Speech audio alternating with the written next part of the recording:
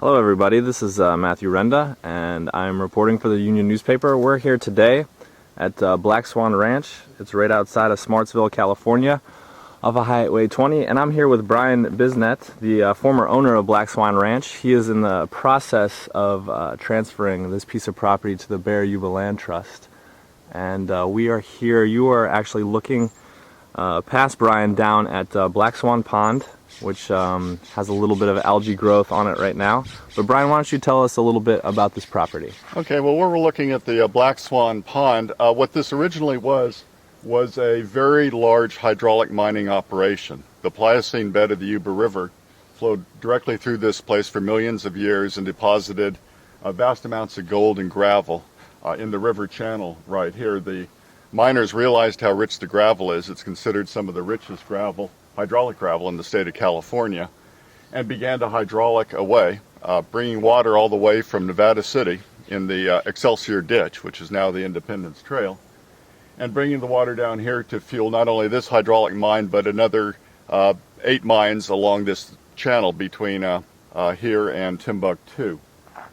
The gold was incredible, but it was very effortful. They had to bring the water all the way from Nevada City, and they had to because of how low the channel was and how low the gold-bearing gravels were, they had to drill tunnels through solid basaltic bedrock. Each mine had its own tunnel that was drilled at a cost of up to $100 a lineal foot, and some of these tunnels are a half a mile to 2/3 of a mile long, through the solid rock to take the water from here to the Yuba River.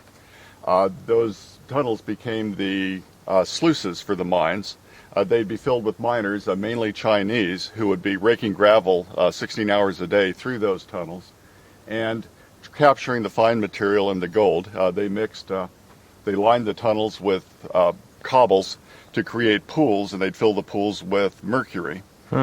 And the mercury would capture the very fine gold that's deposited in the gravel. 3 times a year they'd turn off the water, take out the cobbles, shovel out the gold, the slurry, and cook off the gold. And so 3 times a year it would be payday at the Deer Creek mine. Hydraulic mining ended abruptly in 1884 when they realized that every $1 million worth of gold destroyed $1 billion worth of farmland. And it turned out that California's farmers had more political power than the East Coast money that the mines represented. And so the hydraulic industry was shut down overnight, leaving millions and millions and millions of dollars worth of gold still in the gravel at the backdrop of the cliffs. This pond was essentially a large, a detention basin. I almost said toilet bowl, because this is where they would flush all the material down to the mouth of the tunnel and take it to the river.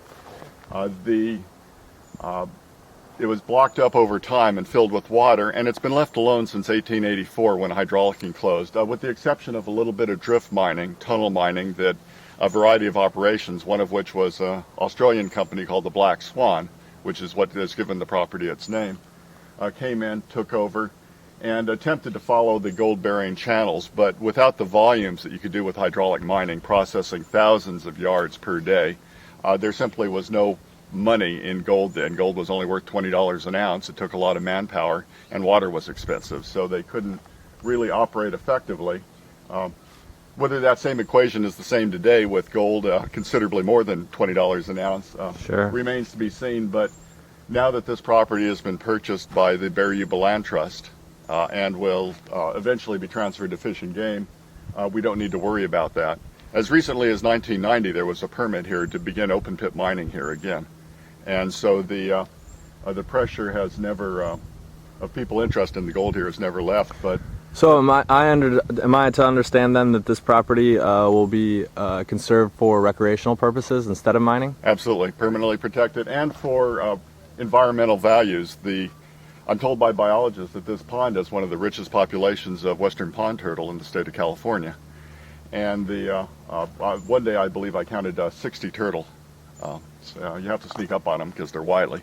But the bird populations here are stunning. I'm told excellent bass fishing, and the variety of species here, as well as being one of the most phenomenally beautiful sights I've ever seen. How did you first become interested in the property? I became involved in the Blue Point property, which was the other hydraulic area just to the west of this. And I became aware that this property was had just transferred out of the family that had had it since the 70s. The entire property has been undeveloped and really untraveled. It's really unknown to even many of the locals here because it's been in private property since the end of hydraulic mining in 1884.